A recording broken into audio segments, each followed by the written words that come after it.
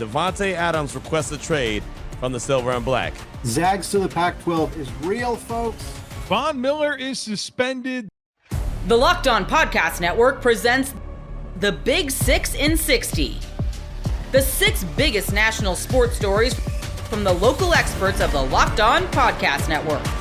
Get the real story, why it matters, what's next, who wins the big game, and more, all in 60 minutes. The Big 6 in 60 starts now with the biggest story in sports. Davante Adams requests a trade from the Silver and Black. You are Locked On Raiders, your daily Las Vegas Raiders podcast. Trade request by Davante Adams is out there. So what is it going to take to get a deal done, and how quickly can we see something happen? And look, I've said it so many times, there's so many different ways and avenues and fingers we can point at why the Raiders are in the situation and why Davante Adams is in the situation that he's in right now. There's a lot of theories that are out there. I think that there's a lot of understandable conversation that is out there. But the point is, he wants a trade. Again, the Raiders don't have to, they don't have to grant him a trade. They don't have to do anything. They can say, hey, we're trying to win games. You're our best wide receiver. You're going to stay here, happy or not. That could be what they do. I don't think that that's what they do. I believe that they have more respect for Davante Adams than that. And I've said that, and I've been very, as a matter of fact, about that the whole time that he's been with the team. And ever since any kind of trade rumors ever popped up, I felt like if he ever at any time went to the Raiders and said he didn't want to be there, they would find a way to make that happen. So what is it going to cost? So, again, as I led this whole thing off with Vinny Bonsignore in his tweet, he put out a tweet later on Tuesday afternoon. He said, just for some context on a potential Raiders return for Davante Adams, he's in the last year of the guaranteed portion of his contract. He's potentially a rest of season rental for the trading team. A number 2 overall, not overall pick, but second round pick might be the best the Raiders can expect. And then shortly after that, Adam Schefter from ESPN said, ESPN sources, Raiders have informed other teams that they would consider trading wide receiver Davante Adams for a package that would include a second-round pick and additional compensation. That's from Adam Schefter again on ESPN. Then Dan Graziano on ESPN's NFL Live was talking about the compensation, not only the compensation of what they could potentially receive, what they want to receive, but how quickly a deal could get done. Check it out. Graz, is it possible Adams gets moved before the November 5th trade deadline? Absolutely, especially if there's motivation on his side, the team side, or both to actually do it. Second round pick and other stuff is a fairly high price for a wide receiver that's going to turn 32 in December and is making almost $17 million this year. Teams don't like to part with draft picks that high. So he's a pure rental. He has 2 years left on his contract after this year, but his salaries in those years are over $35 million, non-guaranteed. He's not seeing that money. So this year he's making 16.89. If you trade for him now, you'd have to pay him around $14 million for the rest of the year and have that much cap space. That number will go down by about $968,000 each week. If you trade for him the week of the deadline, you probably end up having to pay him about $10 million for the rest of the year. So if that is the Raiders' price, then I think it's probably going to take a little while for the salary number to get to a point where teams are willing to part with something like that in order to bring him on. Okay, so I unloaded all that on you just so you could have some kind of frame of mind of where the Raiders are. They're around a second-round pick is what they really would like. Dan Graziano brought up a great point about it could take a little bit longer to get a deal done, only because of the money that's still owed to him this year and what they'd have to pay if they were to trade for him, say, today and get it done. Now, I'm a firm believer in don't have someone around that doesn't want to be around. Like, this is a situation where I don't even know if he's supposed to speak to the media today. Antonio Pierce is going to talk at 11 a.m. this morning. That's going to be interesting, right? And then Gardner Minshew and Davante Adams are both supposed to speak to the media today after practice, after practice. We're around 2 o'clock this afternoon. I doubt that happens. I doubt you'll see Davante Adams at the podium. And again, I don't even know if at this stage of the game the Raiders would have him around the team, because what good is he going to do when he's already been let it been known that he wants to trade, unless they're in the stance of, we're not going to trade you, which it doesn't sound like that's where they're at. Sounds like that they're willing to make a trade, but they want something in return. Now, remember, when Dave Ziegler, the former GM of the Raiders, made the trade to acquire him from Green Bay, they gave up a first-round pick and a second-round pick in the 2022 draft, right? And I had someone call my radio show and said, hey, it costs a first and a second. I think a first and a second is what the Raiders should get back. That's not happening. That's not going to happen. Davante is a couple years older. The contract is a little bit different. Someone's going to have to give him some money for the next couple years. As Dan Graziano pointed out, what he's still got left on his deal is 2 years, but that money he's never going to see because of the base salary, and there's no guaranteed money on that. So I compared it to a car when I was on my radio show on Tuesday. I said, look, when you drive a car off the lot, what happens to it? It lowers its value immediately. Well, it doesn't matter if you gave up a first and a second for Davante. A couple seasons later, guess what? You're not going to get the same return on investment. You're not going to get that first and second back. You're not. So I respect that the Raiders say we want a second and we want some other assets, right? Additional compensation, whether that's a second and a fifth, a second and a fourth, a second and a player, whatever the case may be. I like that.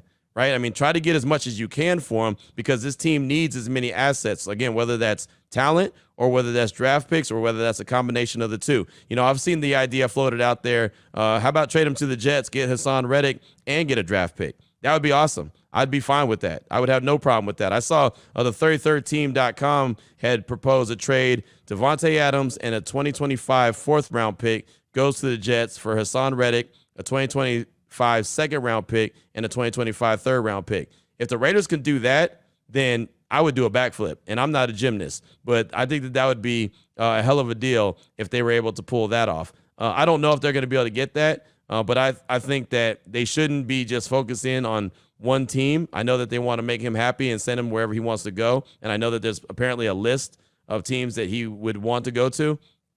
At this stage of the game, the Raiders got to do what's best for them.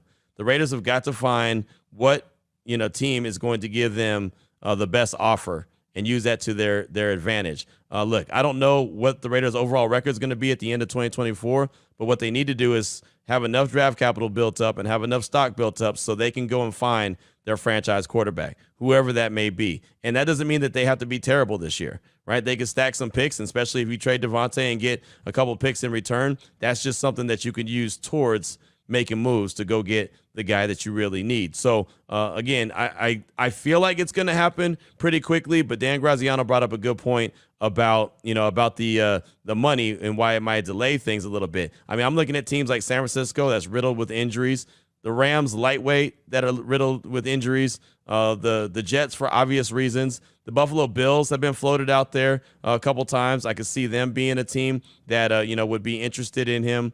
I've seen the Chargers, but I don't think the Chargers or the Chiefs, which has also been floated out there, would be some team that Tom Telesco would be interested in trading Davante to, unless they just gave up something crazy. Like if they came with a first-round pick, I don't care. I'm trading them to Kansas City tomorrow, right? Because a first-round pick is not something you're going to get for any other team. But if the Kansas City Chiefs are so hungry for that player and they give up a first-round pick, I would go ahead and do that, even though that's probably going to be closer to a second-round pick anyway, because it's going to be later in the first round. They don't expect to be a bad team, right? They're not going to be a team that's going to pick in the top 10. They're going to be picking, if anything, in the late 20s, right? And in their mind, they're picking 32nd because they're going to win the Super Bowl. Not saying that they are, but, so really it's a second-round pick anyway. So it might end up being a situation like that. That would not be the first team that I would want the Raiders to trade him to. The Chargers wouldn't be a team that I want to trade him to just because they have to play him twice a year.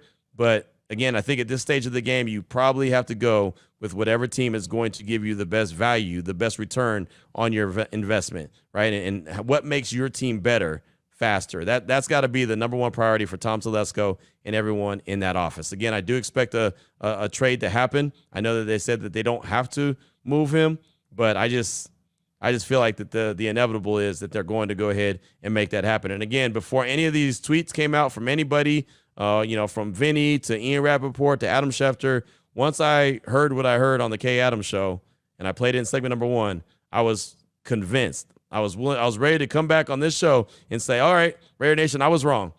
He's on his way out, because he did not give a firm answer on anything. So that was really all I needed. But to me, if the Raiders can get a second-round pick for Davante, a second-round pick and something else like they want, extra compensation, as they're calling it, whether that's a second and a fourth, a second and a fifth, a second and a player, then you got to do it. You got to do it, and you got to try to improve your team as much as you can. They look pretty decent against the Browns. I know the Browns aren't some fantastic team. They look pretty decent without Davante. They're going to have to just go the rest of the way without Davante, unless some kind of come to Jesus meeting happens and they all have some kind of kumbaya. But between business decisions, between not playing in the preseason game when Antonio Pierce said everyone who's healthy is going to play in the preseason game, and then Davante shows up at the facility, and can't practice and didn't play in the preseason game, to missing time in camp. I mean, there's a lot of different things, a lot of different scenarios that, play into this. There's been blocking has come into question when you see Davante out there, drop passes when you see him out there, lack of hustle after a guy intercepts a ball is out there. I mean, there's a lot of different reasons that have helped the Raiders and Davante get to the place they are. Is it all on Davante? Nope. Is it all on the Raiders? Nope. But I think there's plenty of blame to go around. Game Time makes getting to the ballpark even faster and easier. Prices on the Game Time app actually go down the closer it gets to first pitch. With killer last-minute deals, all-in prices, and their best price guarantee, Game Time takes the guesswork out of buying tickets. They're obsessed with finding ways to help you save money on tickets. Game Time has deals on tickets right up to the start of the event and even an hour after it starts. It's the place to find last-minute seats. Find exclusive flash deals and sponsored deals on tickets for football, basketball, baseball, concerts, comedy, theater, and more. And the Game Time guarantee means you'll always get the best price. If you find tickets in the same section and row for less, Game Time will credit you 110% of the difference. Take the guesswork out of buying tickets with Game Time. Download the free app, and new users can get $20 off their first purchase with code Locked On. Terms apply. That's code Locked On for $20 off your first purchase with Game Time. Download the Game Time app today. Last minute tickets, the lowest price guaranteed. Are you watching Fox Sports or ESPN on your TV all day? Have to turn down the volume with all that shouting? Make the switch to Locked On Sports today, a free 24/7 sports streaming channel programmed for you every day to bring you the biggest stories without all the screaming. Locked On Sports Today brings you can't miss analysis, opinions, and news streaming 24/7 on YouTube or the free Amazon Fire TV channels app, part of the Locked On Podcast Network, your team every day. You are Locked On Mets Postcast. Whew. The New York Mets just one win away from moving on to the next round of the 2024 playoffs, and they do so behind a 5-run fifth inning that is one to remember. And this team has had a lot of memorable moments this year, but I think what they did in the fifth inning of tonight's game is going to be something that we remember for a long time from this 2024 team, because they did it in the way that this 2024 team has done it time in and time out. And in order, I think, to properly give context to what we saw in the fifth inning of tonight's game, you have to go back. And we have talked a lot about the book not having a lot in it. Folks, the book's got a lot of notes in it tonight, a lot of stuff for us to unpack here on the show. Like I said, and I think in order to unpack what happened in the fifth inning of this game and to give it its proper context, you have to go back to the fourth inning, because the fourth inning set the stage of this feeling like one of those games that wasn't going to go the Mets' way, because Peralta gives the Brewers a 1-2-3 fourth.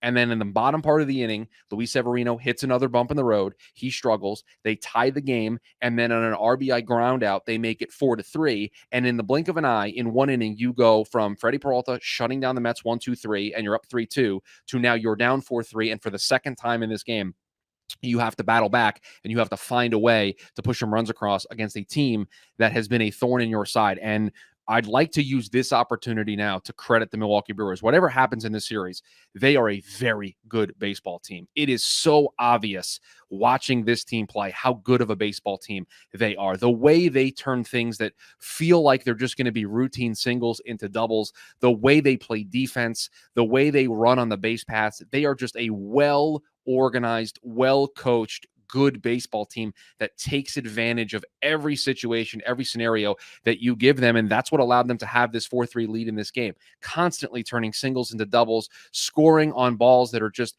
maybe not the best hit balls, but they're in a spot where they can be aggressive. They have speed on the base pass, and the defense, you saw it in the fifth inning before the Mets were able to finally get some runs across to make this an 8-4 game. So listen, this is not going to be easy for the Mets to win one of these next two to move on to the next round, because this Brewers team is ready to play. They are going to have a fight here over the next 2 days. And so just want to give them credit, because they are a fun team to watch. Even though you're on the opposite end of them, they They do everything the right way, and they just extend plays and they make it difficult for you. And I think for us Mets fans, with David Stearns being in charge, that's a glimpse into what they want this team to look like, just with a lot more resources behind it, as opposed to being in Milwaukee. So the fourth doesn't go the Mets way. 1-2-3 in the top. And then the Brewers were able to scratch 2 runs across to take a 4-3 lead. And then immediately in the 5th inning, Marte has one of the harder hit balls we've seen him have, at least in the last couple of weeks. And it looks like it's at least going to be a double, potentially going to go over the wall to tie the game. And Jackson Chourio makes an absolutely outstanding play. And I wrote down in the notes, Marte robbed the Brewers, man, because that's just what they do. That's who they are. They are a defensive, speed-oriented. We're going to have really good fundamentals, and we're going to beat you that way. And it was on full display there in that 5th inning. And you think to yourself, man, that was the opportunity. That was the moment to immediately bounce back, just like they did after it was 2-0 when Jesse Winker responded. And boy, we're going to get to that a little bit later on here in the postcast of just how different this team is. And they've got something different. And Jesse Winker kind of showed it tonight, how this team is just a little different from Mets teams in the past. But they responded immediately. And you looked at the fourth, say, okay, let's respond again immediately. Let's see this team bounce back just like they've done all year long, just like they did earlier in the game, just like they did on Monday against the Braves. Again, chapter and verse. We can go through example after example after example. And you get robbed if you're Starling Marte. Taylor hits a ball that the defense kind of goes against the Brewers there, as Chourio kind of misplays it, goes over his head. Now Taylor is at second. And then Alvarez flies out. And then this is how the rest of the inning goes. And I had to pull up the Gamecast to make sure that we got all of this and we go through this in the correct order. So you have 2 outs after the Taylor double, and then Alvarez flied out. So Lindor walks. So you have first and second with 2 outs, and then the play of the game. If we were going to give out performances of the game, and we're going to right now, we are going to give a performance of the game award and the top award to Jose Iglesias. This man is a spark plug.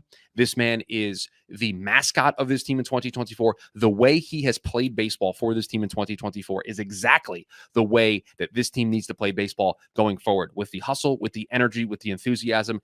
That is a type of player you want on your team at every single position. He hits a ball. It's a well-hit ball. I wouldn't say it's the hardest hit ball of all time, but it's a well-hit ball that Rhys Hoskins has to knock down at first base. And he scrambles to first base. Iglesias does. And Hoskins makes the flip. Iglesias slides, and I am very much against sliding into first base. It's almost never a good idea, but in this case, it was a very good idea because he beats Payampas to the bag, gets his hand in there ahead of time, and he's safe. Taylor, being the alert base runner that he is, coming from this Milwaukee organization, he rounds third, is able to score. It's 4-4. You're sitting there watching this game thinking, oh, great. Bad scenario from the Brewers. You have 2 outs. You scratch a run across. Okay, worst case scenario, we've tied this game at 4. Let's see what our bullpen's able to do to keep us in it. We think it's a strength, even though we don't have Edwin Diaz, even though we probably don't have Phil Maton. We don't have these guys available to us today. We're going to be able to do enough. We're going to be able to keep this game close, and hopefully our offense is able to scratch a run across. Well, and then it became just an offensive explosion. Nimmo reaches on an infield single. That loads the bases. Vientos goes the other way, a 2 RBI single. That makes it 6-4. After falling behind 2-0 to Alonso, they potentially walk him so the bases are loaded. They then go, they have Ashby in. And so with Winker up lefty on lefty, Carlos Mendoza makes the switch to JD Martinez. And JD Martinez in the playoffs, just his eyes get wide and he just comes through in these big moments because he comes through with a 2 RBI single the other way. It is 8-4. It is a 5-run 5th inning, all with 2 outs. They scored all 5 runs in the 5th inning with 2 outs, immediately respond to what happened in the 4th inning of this game. They take an 8-4 lead, and that was all she wrote. And so when you look back at that 5th inning, again, it is going to go down in Mets history if this run turns into something even more than what it already is. But when we look back at the 2024 New York Mets, this 5th inning against the Brewers is just a microcosm of what this team has been all year long. They have answered the call. They have answered the bell time after time after time after time. And we've talked about it over and over and over again of what else can this team do? How else can this team respond? Well, today, another example, another thing that we can file away as this team coming through in a big moment, in a big spot, and responding in a big way. This team is so even-keeled. They keep their composure. They don't allow the moment to get too big. Monday was a big moment. They answered that in a big way. Tonight was a big moment. Multiple times in this game needing to answer the call, and they did. And the 5-run fifth with 2 outs, going after a strength of this Brewers team, getting into their bullpen and having them have to work and burn Aaron Savale. Just an absolute masterclass from this team to come through in this big moment to take a 1-0 series lead. And I think they showed the stat after the game.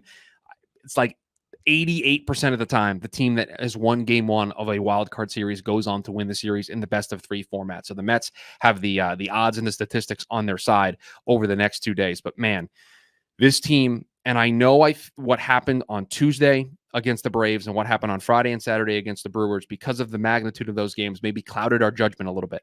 But what we saw tonight was exactly what this team has been since May 30th. They have been one of, if not the best teams in baseball. Tonight showed you that. Tonight showed you they are one of the best teams in baseball. They belong on stage, and they are showing that they not only belong on this stage, they want to try to own the stage. They want to try to make the stage theirs. They want to be the featured act on the main stage of the 2024 MLB playoffs, and they have one more game to win in order to continue their set out there in front of this big crowd that is the national audience that is consuming these games. So just a absolute masterclass in the 5th inning of this ball game, and the 2-out approach that this team showed time and time again, just going the other way, taking the pitches as they come, not trying to do too much, pass the baton, moving on to the next guy.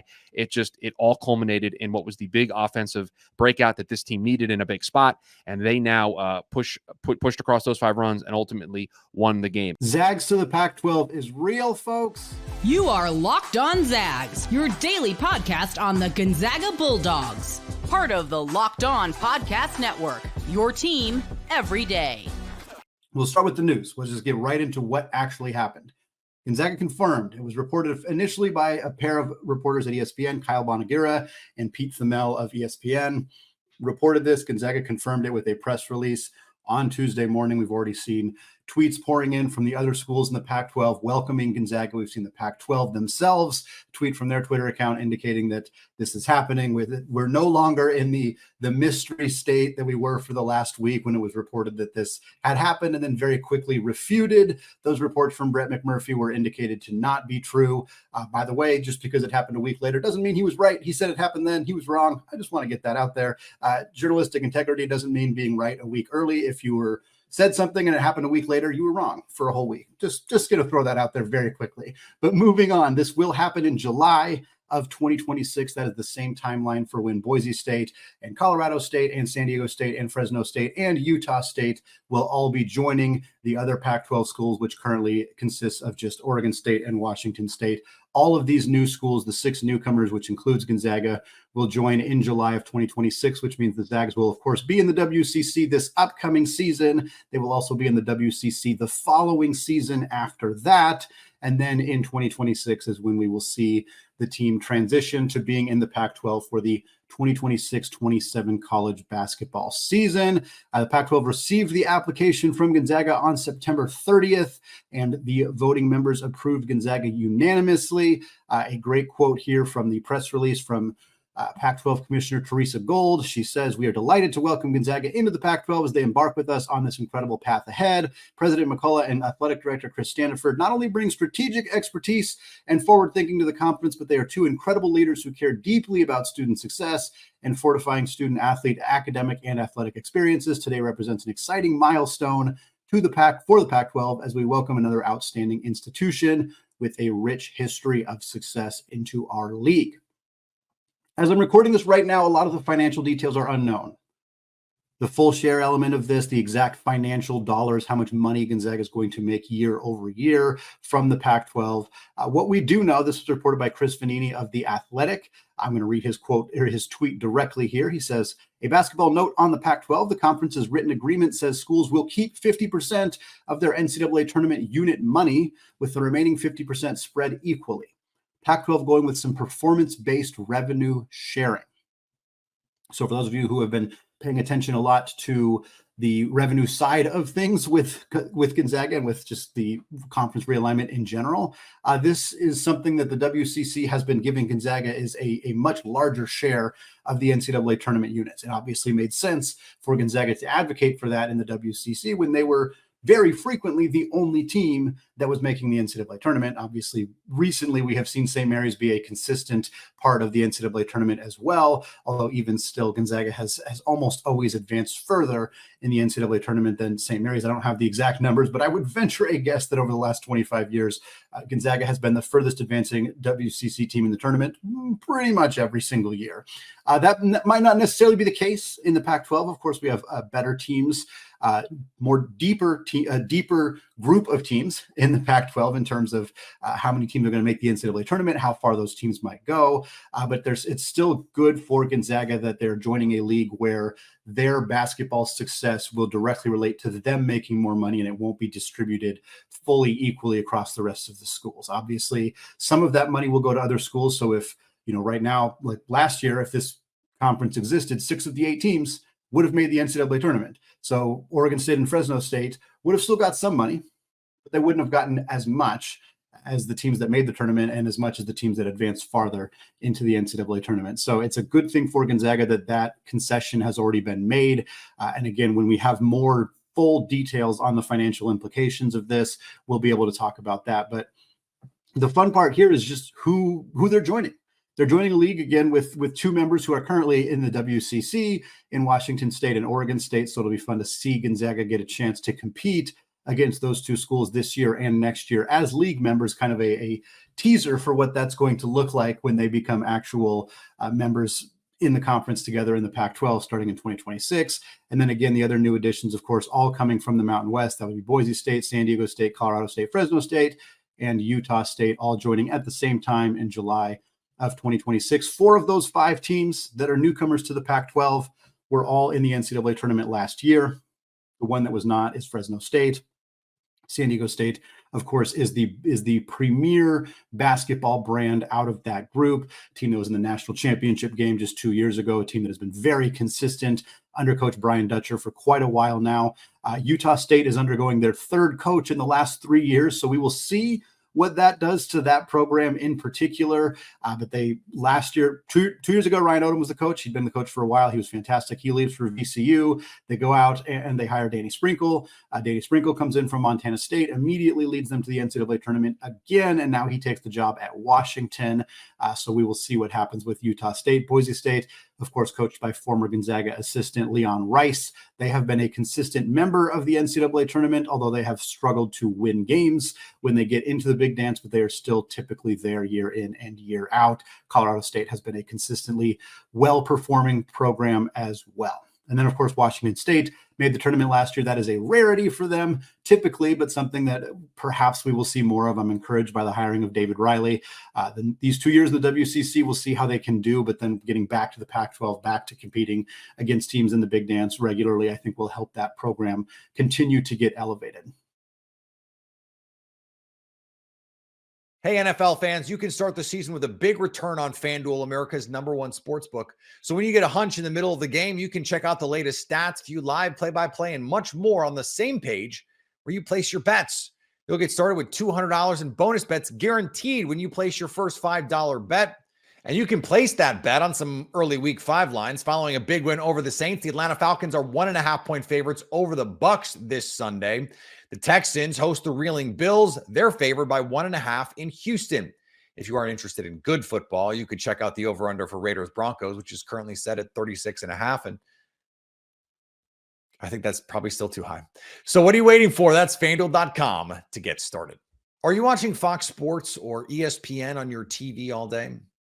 Have to turn down the volume with all that shouting? Make the switch to Locked On Sports today, a free 24/7 sports streaming channel programmed for you every day to bring you the biggest stories without all the screaming. Locked On Sports today brings you can't-miss analysis, opinions, and news, streaming 24/7 on YouTube or the free Amazon Fire TV channels app, part of the Locked On Podcast Network, your team every day. Von Miller is suspended. You are Locked On Bills, your daily Buffalo Bills podcast. The news that came through on Tuesday afternoon with Von Miller, and he has been suspended 4 games without pay for violating the NFL's personal conduct policy. He'll be eligible for reinstatement on October 28th. following the Bills' Week 8 game against the Seattle Seahawks, he's eligible to return Week 9 against Miami. So he will miss this week against Houston, next week against the Jets, the following week against the Titans, and then the following week against Seattle. Those would be the 4 games he is scheduled to miss. And we don't know for sure why Von Miller was suspended. The NFL did not specify that in their release on Tuesday afternoon. Now, many assume that it's from his arrest last year for allegedly assaulting his pregnant girlfriend. We don't know for sure what those details are. So hopefully we get some more information so we can have a better understanding as to why he was suspended for 4 games. Now, I know there's a lot of questions about the contract. So we'll talk about the contract, then we'll get into the on-the-field impact. I had a Twitter exchange with Mike Giannetti from SpotRack. SpotRack is a resource that deals with NFL contracts. They put them out there. They log them. They track salary cap space, all kinds of stuff. And so I asked the questions that I think a lot of people have about what's the impact to the salary cap, the Von's contract, guaranteed money, all that stuff. This is what Mike Giannetti said to me. Von Miller will forfeit $333,333 of his $1.5 million salary per his 4-game suspension. Before the renegotiation, Miller had $17.145 million in base salary, which would have resulted in $3.81 million of forfeiture today. The only thing that voids is the remainder of his 2024 base salary guarantee, which is $833,000. He'll also lose $60,000 in per game active bonus, and he'll have a much harder time making back the money he converted into sack incentives now as well. So that's the contract implication. There's nothing more, nothing less than that. Now, this is my own commentary, so that Mike didn't say this. This is me talking now. I think you can also look at this overall situation, and it would appear to me that Von Miller's reworked deal that we talked about in the offseason that saved a bunch of cap space for the Bills and put that money back in incentives for Von Miller to the point where he could actually exceed what he was going to make in 2024. It would appear that that reworked deal likely came with an understanding that this suspension was coming. The reworked deal, in my mind, went from a good gesture move by Von Miller to leveraging the suspension for the Bills to get cap space and for the amount of money Von Miller would lose in being fined for the suspension to be lower, right? Because it's going to come against base salary. Well, that went down, right? As part of adding it into incentives. You can see that there was some manipulation here where both parties said, hey, this looks like it's coming. Why don't you do this? That way you'll get fined less, and then we'll get cap space, and it'll look like a good gesture move here in the middle of the offseason. That's what it smells like to me. And then the fact that the Bills have rostered 6 defensive ends to this point also suggests to me that they knew this suspension was coming or was at least a pretty strong possibility. And so that's where we're at. Von Miller will miss the next 4 games. Obviously, he's had a good start to the season. Not in a leading role. You know, he's a part-time player coming in on passing downs and has made a really strong impact. He's helped the Bills.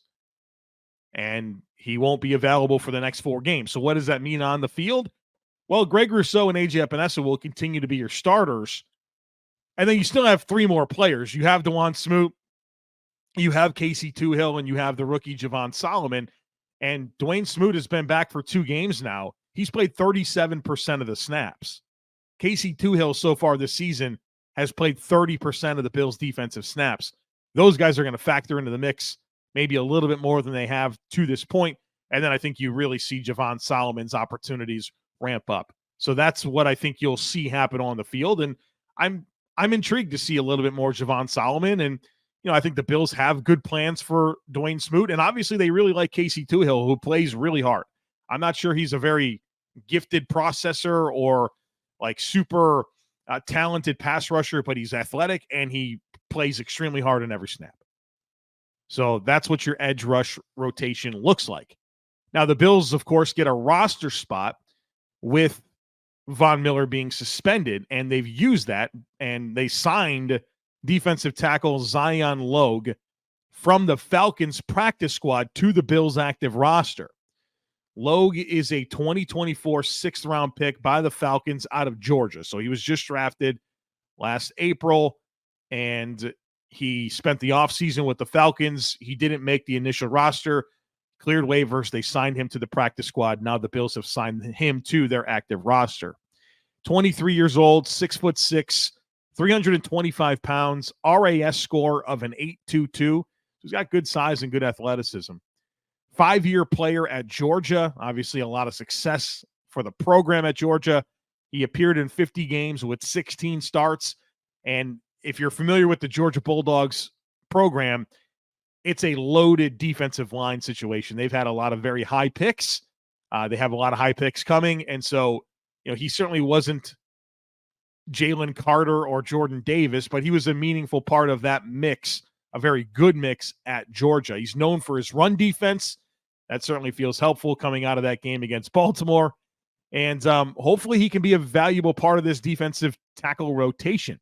Another guy in the mix that's young, right? The Bills are rostering 11 rookies, I guess 10 because Tylen Grable's on injury reserve, but this is now an 11th rookie that, is a member of this 53-man roster. So more youth, especially on defense, but I think it's fair to say that the defensive tackles so far this year haven't been great. I think they've all fallen short of expectations, from Ed Oliver to Daquan Jones to Austin Johnson as a free agent move. I mean, I'm not sure the expectations were overly high for me for Dwayne Carter, but when they rostered him as the 4th defensive tackle and only rostered 4 defensive tackles, you kind of felt like maybe there was an expectation for him. Obviously, he made a tackle for loss against the Ravens late in that game. But I think you're looking for more from this group. And I think some of the opponents didn't lend favorably to those guys being overly impactful. I still think you want more out of that defensive tackle group. So I'm not sure that Zion Logue comes in here and completely changes the group. But as a new addition, I think maybe more competition for playing time with another body in the mix. There could be a bit of a spark here as a result from a position where I feel like you do want more production than you've gotten to this point out of your defensive tackles. So the Bills have that going on right now. Miller suspended, a new player, and obviously a lot of consequences to all of that. Game Time makes getting to the ballpark even faster and easier. Prices on the Game Time app actually go down the closer it gets to first pitch. With killer last-minute deals, all-in prices, and their best price guarantee, Game Time takes the guesswork out of buying tickets. They're obsessed with finding ways to help you save money on tickets. Game Time has deals on tickets right up to the start of the event and even an hour after it starts. It's the place to find last-minute seats. Find exclusive flash deals and sponsored deals on tickets for football, basketball, baseball, concerts, comedy, theater, and more. And the Game Time guarantee means you'll always get the best price. If you find tickets in the same section and row for less, Game Time will credit you 110% of the difference. Take the guesswork out of buying tickets with Game Time. Download the free app, and new users can get $20 off their first purchase with code Locked On. Terms apply. That's code Locked On for $20 off your first purchase with Game Time. Download the Game Time app today. Last minute tickets, the lowest price guaranteed. Are you watching Fox Sports or ESPN on your TV all day? Have to turn down the volume with all that shouting? Make the switch to Locked On Sports today, a free 24/7 sports streaming channel programmed for you every day to bring you the biggest stories without all the screaming. Locked On Sports Today brings you can't-miss analysis, opinions, and news streaming 24/7 on YouTube or the free Amazon Fire TV channels app, part of the Locked On Podcast Network, your team every day. I want to just go straight to the moment that you guys won the Summer League championship. What's that feeling like, and how does that get you excited for playing some real NBA games here? Man, it felt great, just to be able to, say that you won, the summer league, having that title, and I guess just having that edge, having that step. So yeah, that's great. How is this media day different than some of the ones you went to at college, Oregon, Indiana? Is the pro media day is it more intense? Nah, it's definitely it's more time consuming, I would say. A lot more of these things. Yeah, a lot more stuff to do. A lot more of these. Yeah. So when you're going through the whole draft process and stuff like that, like you're going through workouts, you're doing interviews with general managers, front offices, you're traveling a lot. Mm-hmm. Is there?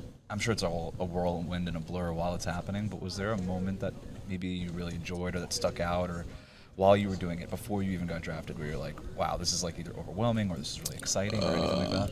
Well, I had 16 workouts, so it was definitely. I mean, of course, you embrace the moment. You only do it once, but it was also tiring. Yeah. I mean, but played a big part. Just a big role on your body. Fatigue wise. So, but you just fight through it. I mean, like I said, you only do it one time, so you got to. So yeah. Were you able to get any time off to kind of recuperate and relax? Yeah. After summer league. Yeah.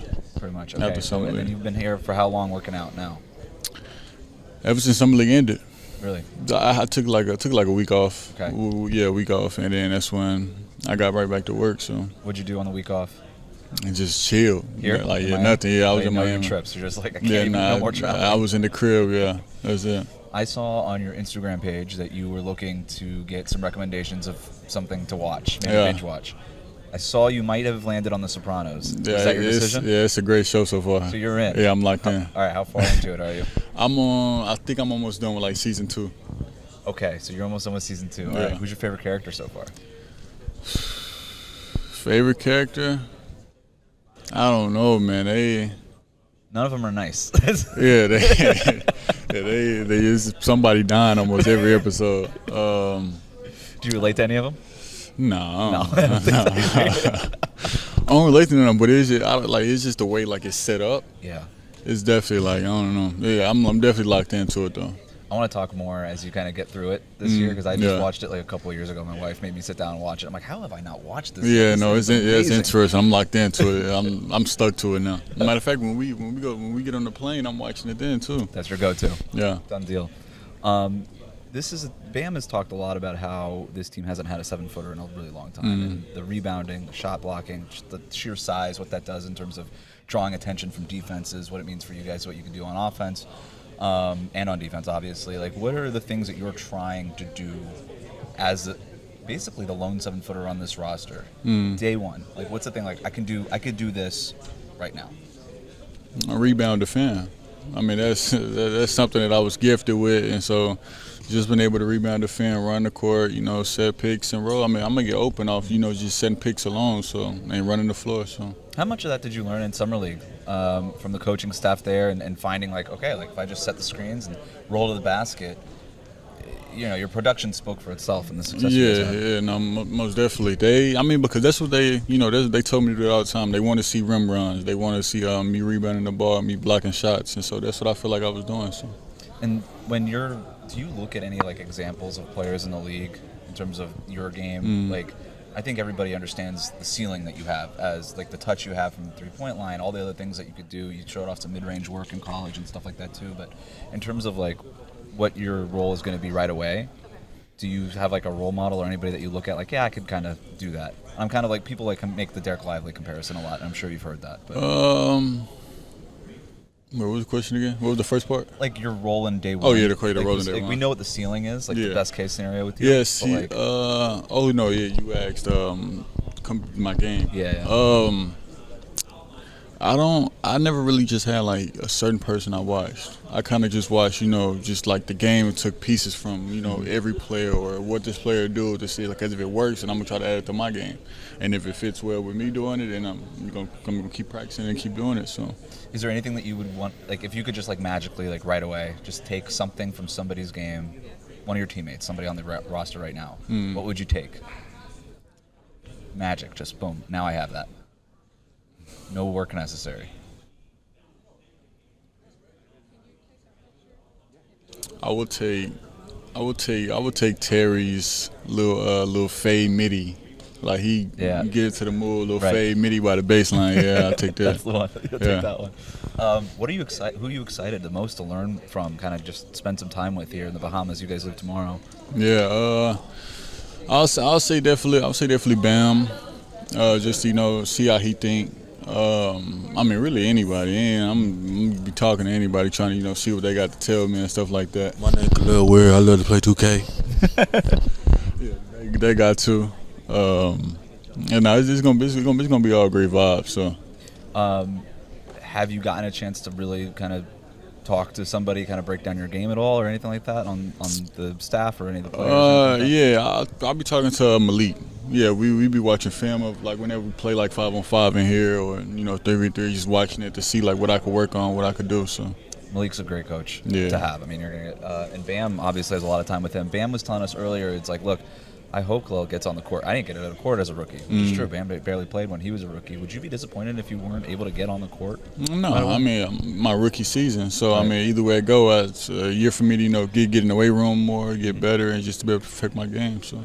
What's something that you would like Heat fans to know about you, either off the court, on the court, maybe something that they hadn't gotten a chance to see in Summer League in terms of your game, maybe if they didn't watch you in college, or just off the court personality-wise? I mean, off the court I'm calm, but on the court I feel like I have more to offer. Just being able to, more offensively. I don't know if they're going to see that my rookie season, but yeah, but along the lines they'll see it.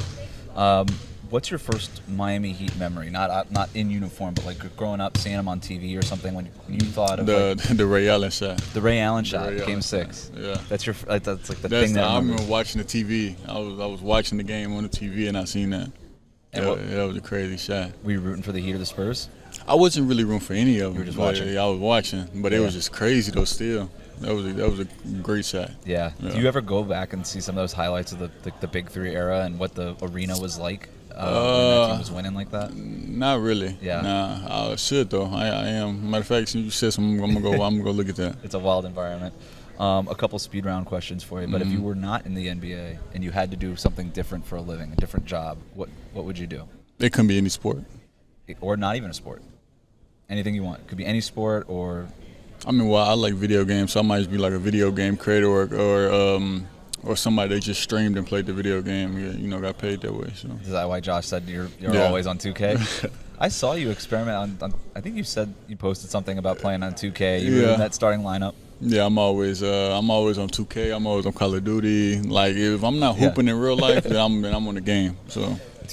How excited? I know you get this question all the time, but you playing alongside Bam, how excited are you for that look when you guys eventually get to it? Yeah, eventually get there. I'm gonna be excited for you. I mean, it's something that been talking about, something that I feel like would fit well in this system. So Bam seems really excited for it too. Yeah. Last non-basketball. I know we went back to basketball. Non-basketball. You had to pick one teammate to take a long road trip with. 10, 12 hours, something like a long trip. Who are you picking? Only one? Actually, I hadn't thought about that. You could pack up the car if you want. I was gonna say the car fit like 4 people. All right, I'm gonna take. Yeah, give me your 4. I'm gonna take me. I'm gonna take me, Keyshawn. Okay. I'm gonna take Pella. It's young group. Yeah, the Vegas crew. For my 4th, who am I gonna take? I feel like the 3 of you need like a group mom or somebody to take care of you. Nah. We're gonna be all right. You gotta take like one of the vets. You gotta take Kevin Love or something. I don't know. That's the trio. That's the group. Yeah, that's the trio that I'm gonna take. Yeah. More space for luggage. I don't know who the 4th gonna be. Well, I appreciate it. We've got the wrapping up time, but thanks, man. Yep, we'll be talking through the season. Yes, sir. Appreciate you.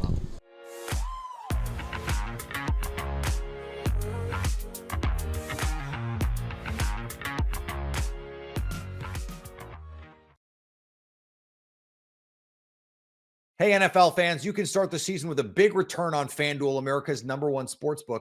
So when you get a hunch in the middle of the game, you can check out the latest stats, view live play-by-play, and much more on the same page where you place your bets. You'll get started with $200 in bonus bets guaranteed when you place your first $5 bet. And you can place that bet on some early week 5 lines following a big win over the Saints. The Atlanta Falcons are 1.5-point favorites over the Bucs this Sunday. The Texans host the reeling Bills. They're favored by 1.5 in Houston. If you aren't interested in good football, you could check out the over-under for Raiders Broncos, which is currently set at 36.5. And I think that's probably still too high. So what are you waiting for? That's FanDuel.com to get started. Are you watching Fox Sports or ESPN on your TV all day? Have to turn down the volume with all that shouting? Make the switch to Locked On Sports today, a free 24/7 sports streaming channel programmed for you every day to bring you the biggest stories without all the screaming. Locked On Sports Today brings you can't miss analysis, opinions, and news, streaming 24/7 on YouTube or the free Amazon Fire TV channels app, part of the Locked On Podcast Network, your team every day. You are Locked On 49ers, your daily San Francisco 49ers podcast, part of the Locked On Podcast Network, your team every day. Niners, big win over the New England Patriots, now back to 2-2. I want to talk about the standings, actually, which is still not in the 49ers' favor right now, even though they are back to 500 right now. So some pretty important games upcoming. Let's look back at the Patriots one last time before we turn the page and look forward. Got a little scouting report from Croc coming up on some 49ers DBs as well. But Wink, how you feeling about the 49ers right now? Vibes were down and now a little bit back up, right? It was supposed to be a get-right game against the Rams. Turned out to be a get-wrong game. And at least at the very end, it turned into a get-wrong game after they were kind of right for the most of the game. And then they just throttle the New England Patriots. So where are you at with the San Francisco 49ers team right now after 4 weeks, after nearly a quarter of the season in 2024? You got to feel a little bit confident, right? But at the same time, like there was that moment when the second half started against the Patriots with the fumble where you're like, oh, no, is it going to be one of those games? Is it going to be one of those seasons? Like, is this how it's going to be? We felt great last week against the Rams and then all of a sudden lost that one. Is it going to happen again today? No. They settled the ship. They got everything right. Brock Purdy is just so good at quarterback. He's so fun to watch. He just makes all the throws. He knows when to escape the pocket. He knows when to get down. He knows when to get out of bounds. He's elusive. Like, he's so much fun to watch that I could tune in every week. I don't even care who else is playing on the field. Like, if Brock Purdy's out there, it's must-watch football for me. Like, he's so good that it's fantastic. And you mentioned the standings, like, great win against the Patriots. But these next 2 games, divisional opponents, like, here's where you get right back to the top of the division and you work things out with a couple of big wins here in the next, 8 days, 9 days. Like, it's going to be real quick that it's happening. Oh, man, you got Cards, you got short week, Seattle Seahawks, you got Chiefs and Cowboys coming up after that. This is important. And then you got the bye in week 9 for the San Francisco 49ers. So at 500 here, you thought they'd be a little bit better coming into this crucial stretch of games. So definitely we're going to be watching these closely, and we'll talk more about the Cardinals coming up as we get ready for week 5 of NFL action. One of the latest stories this week coming off this game is a player who's not been playing for the 49ers so far this year, in Christian McCaffrey. Croc and I talked about this a little bit yesterday, and it was before Kyle Shanahan mentioned it and kind of just confirmed what John Lynch had already said. And I know, Croc, you've been dealing with the Achilles tendonitis. I think I have Achilles tendonitis too, by the way. And do you have something?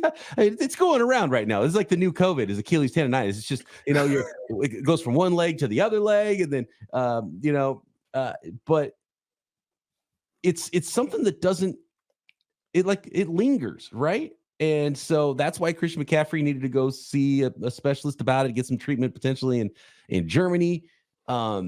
And Kyle Shanahan talked about how it was in one leg and then you overcompensate. So it was kind of in the other leg at times, but it's mainly just one leg.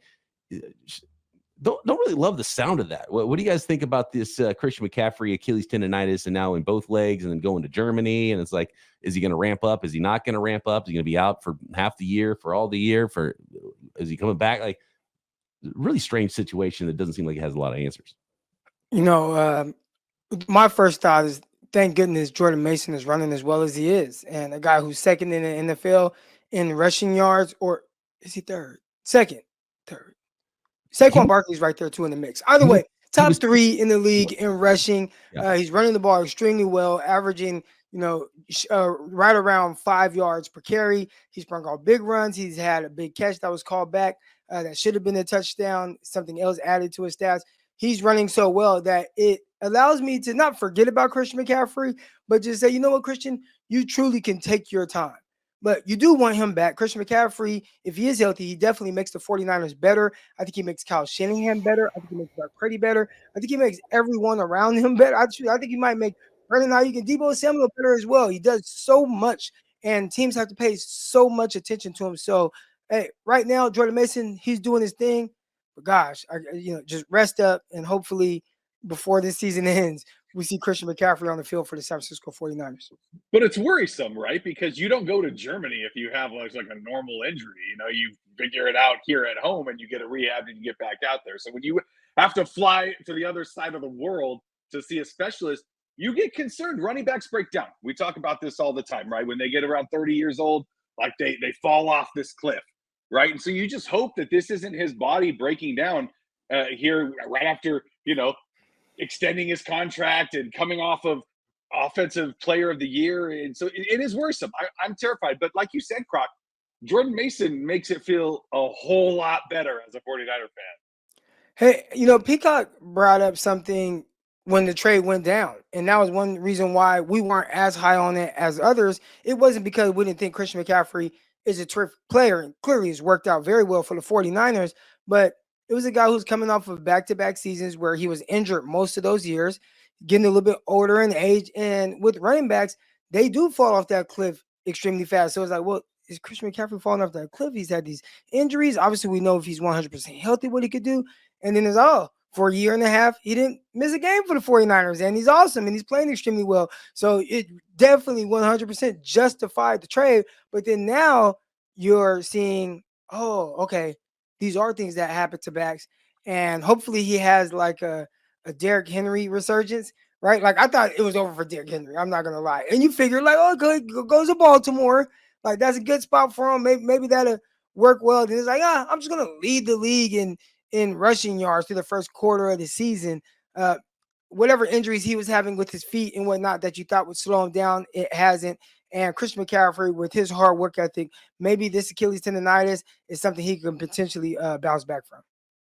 And by the way, Derrick Henry is the only man in the league that's rushed for more yards than the Jordan Mason so far this year, thanks to his 100. Barkley right behind Mason? Yeah, Barkley, I believe, is probably third. Yeah, unless anybody else from Monday Night Football jumped up there, but I don't think so. And yeah, you would think that Christian McCaffrey is an outlier, and he is an outlier player. Is he an outlier in the way that his receiving ability could elongate his career? And it's not quite the same situation as, if Derrick Henry kind of breaks down, it starts to be like, well, what else are you really going to do for Christian McCaffrey? He can still be a third down back. He could be a receiver. He can do a lot of things for you, even if he's not the guy that you give the ball to 20 and 25 times. And I think that's one of the best things about this emergence of Jordan Mason too, is you have the confidence of everybody, including Kyle Shanahan, to give the ball to somebody else, give the rock to somebody else, and not always just one guy. And so we'll see if Kyle Shanahan does that once Christian McCaffrey does come back. But I think one of the things that goes beyond we talked about this a lot, and the deal worked out for the 49ers because Christian McCaffrey's been awesome. But one of the things that's been created for the 49ers on their roster is there's, it's getting a little bit of an older roster, and there's a little bit of a vacuum. You start to look, oh man, depth's a little light on the offensive line, defensive line. Oh no, where do you find your offensive tackles? Where do you find your pass rushers and your defensive tackles, your defensive ends?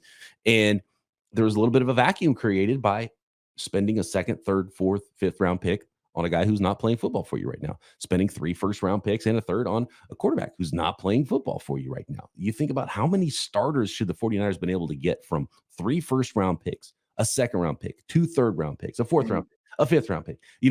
Starters, depth, even if you miss on half of those picks, that's a big difference to your roster, not being able to utilize those picks.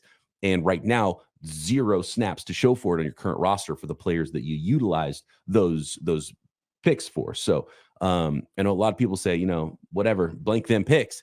But that's something that starts to show its head in the future. You don't feel it right away. You don't feel the losing 3 first-round picks in 2021, but in 2024, 2025, you start to be like, yeah, it'd been nice to have those first-round picks, and maybe we could start utilizing those players.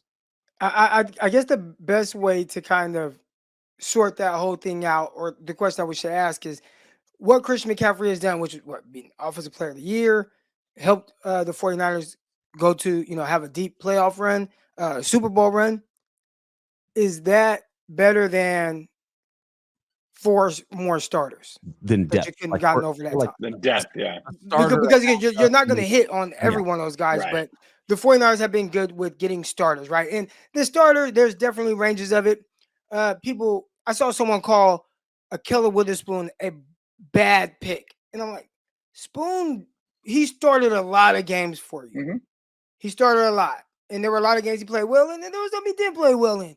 But as a draft pick and someone that played out his contract for you, to me, that was a good pick for the 49ers. Now, obviously, in the way you ideally would want, maybe, re-up in his contract, but he's gone on and earned multiple contracts with other teams. That's not a bad pick. So if you're telling me there's a couple of Kelly Witherspoon sprinkled in there, maybe maybe you hit big on one of those guys, and then another player is pretty good, and then there's 4 other guys that you missed out on drafting. Maybe they're just not great or don't pan out. But is Christian McCaffrey, because can't even include Trey Lance, is Christian McCaffrey worth 4 more starters that you potentially could have on his roster at various positions? And maybe the answer is yes, or maybe the answer is, well, if you didn't have Christian McCaffrey, you'd have a Jordan Mason type guy who was able to produce regardless. Well, it's crazy. I think it's easy. Go ahead, Wink.